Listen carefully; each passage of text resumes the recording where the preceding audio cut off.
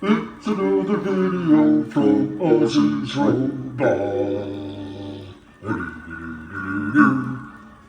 Brought to you by the Banana Collection.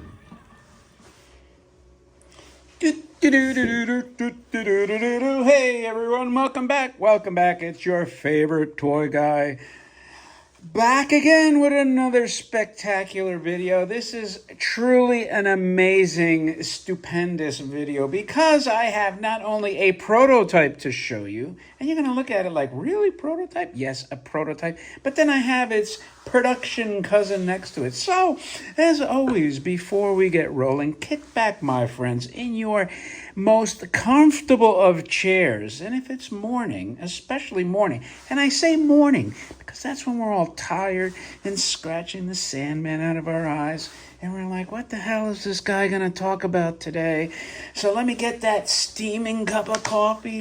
I'm going to stir it and clank it, add some sugar and creamer, maybe the oat vanilla creamer. No, I use the oat, what do they call it? The sweet cream, oat sweet creamer. That makes sense? Yep. And grab a favorite snack. And if you're comfortably ensconced in your cocoon-like chair, or maybe you're at work and it's the NSF videos, not safe for work because you should be working, that's why. And you're prepared to focus and pay attention now. Let's see what we have going on here. Now, I did unveil these at a previous live stream, probably like 2 months ago. So you may have seen, but I never actually unwrapped the entire robots, the remotes. So this is a video that has not one but two. It is the Super Space Attacker, both the production version, and I think I had this toy and I still have it. It's probably one of those ones I've left packed away with like 100 other boxes.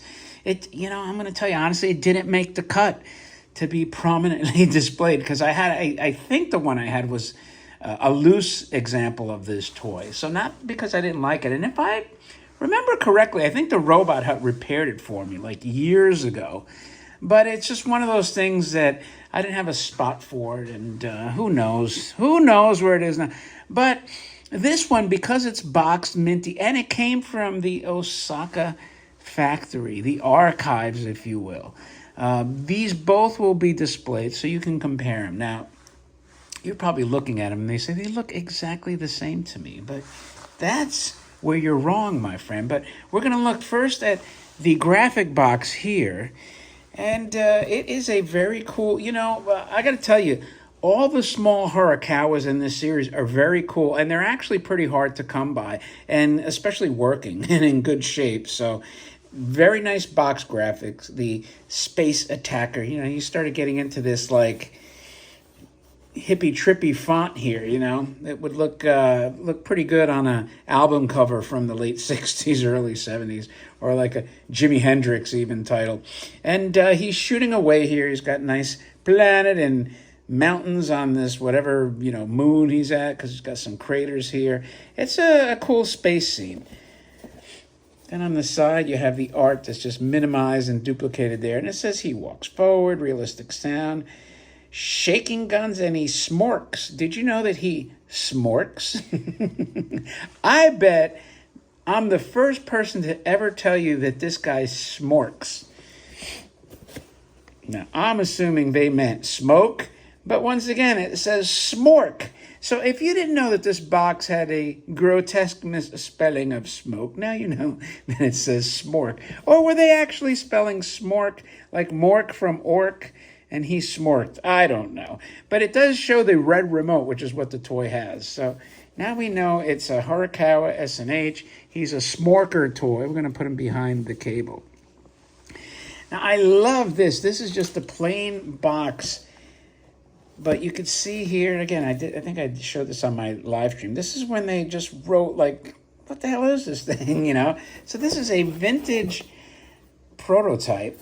And let me show you the inside, because, this is an honest-to-goodness vintage plain box with the seam that I always tell you indicates that it's authentic. And it has the copper staples in and out, front and back. So, you would think why would you care about a plain box? Because I think it's fantastic that it has a plain box, an unprinted box, handwritten, because this is something they stored away.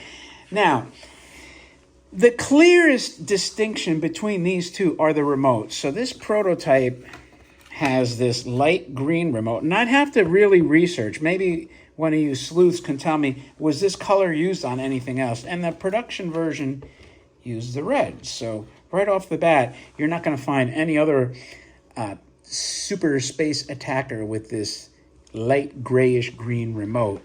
The other thing that is not as obvious, and it's obvious to me, but the one here on the right, the prototype's actually lighter.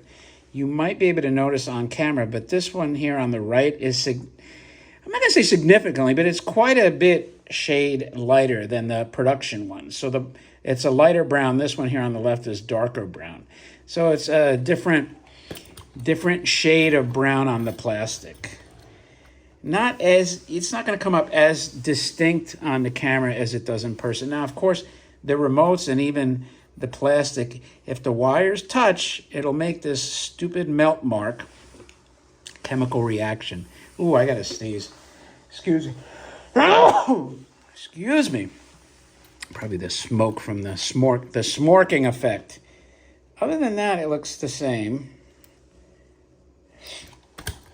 See the back if there's any. Oh, here's another difference. We have a brass rivet here, and we have no rivet on the production one. So that's another interesting nuanced variation. See, you have to look. I didn't look before on the back to notice.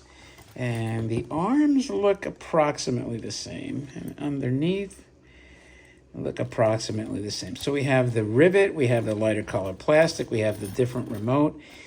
Any changes to the lithography on the chest panel? I would say, I'm studying it really close, but I would say no.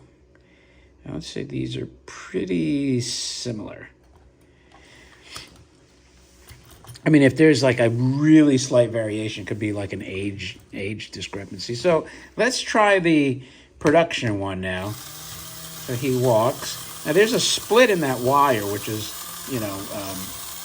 not detached, obviously, because he's still working. And I actually see him heat him up. But here's the gun. Now there you see a lot of this smoke. I need a more black background for you guys to see the smoke. So you know what I'm going to do? It's hot. See that smoke? Yeah, that comes out better with the box. Woo! Love that smell. All right, that is a lot of smoke. Hope I don't set off my smoke detector. So we know that this one works like a top, even with the little split in the wire. Now the all-important question. Oh, man, I love that smell.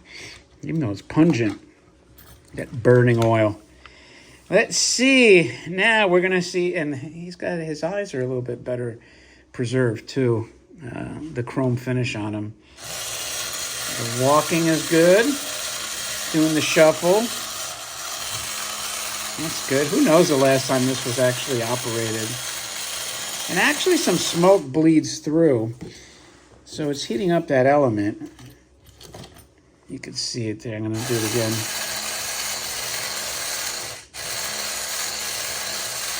Right, let's shoot the guns. There you go. Oh, man. This thing smokes like a chimney. Woo! Woo, woo, woo. Oh, wow. That's a strong one. That is a strong one.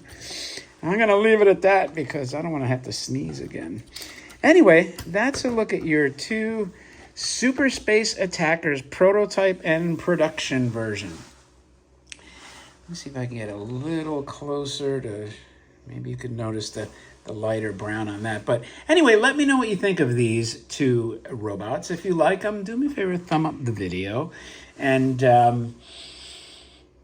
if you have any remarks, let me know which one your favorite is. Do you like the prototype? Do you like the production version? Do you like the white box? Do you like the graphic box? Or do you like it all? With that, thanks as always for your time. It is greatly appreciated. And with that, my friends, I will talk to you later.